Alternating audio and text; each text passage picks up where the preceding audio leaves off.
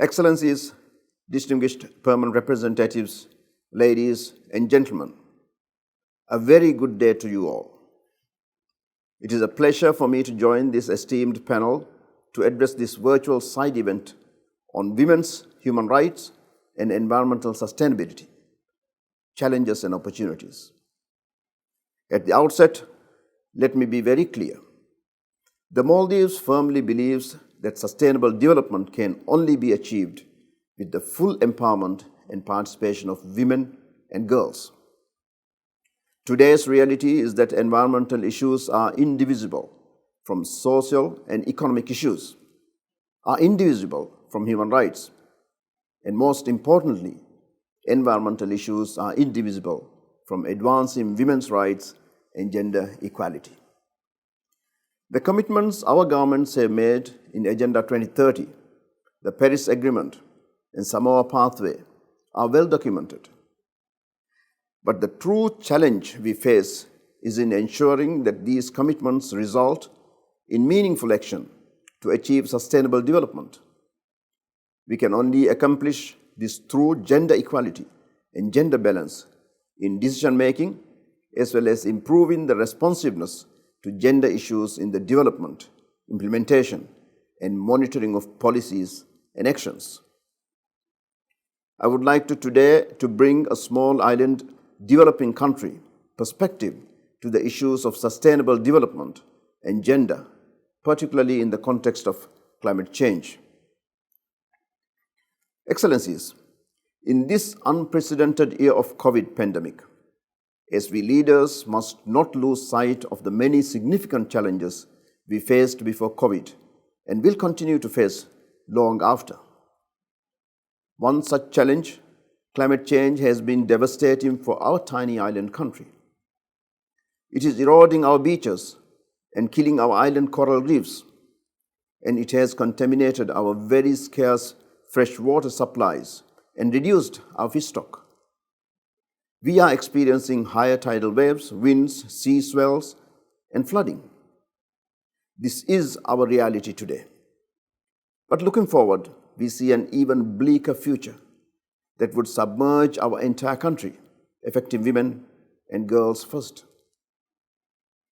Excellencies, globally, the Maldives and other small islands are on the front lines of climate change.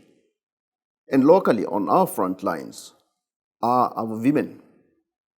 I think of the women of the island of Kandordu, whose financial autonomy through fish processing was wiped out in 2004 tsunami, forcing them to bear the brunt of the disaster when they were subsequently relocated to a different island.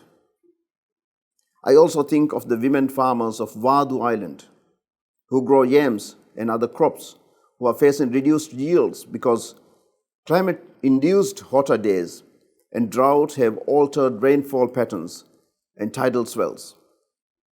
These scenarios run across our island nation. Climate change is undermining the self-sufficiency, livelihood, and economic independence of our women and girls across the country and the whole world. Excellencies, for the Maldives, the number of islands that require emergency shore protection are facing floods and other disaster is rising each year. The frequency and the severity of extreme weather events is testing the absolute limits of adaptation. For us and others, from hurricanes in the Atlantic to forest fires on the west coast of the Americas, climate change is today. As I mentioned earlier, our government and I personally place great importance on the implementation of gender equality. We have taken unprecedented steps to give effect to gender equality and the advancement of women's rights at all levels of our society.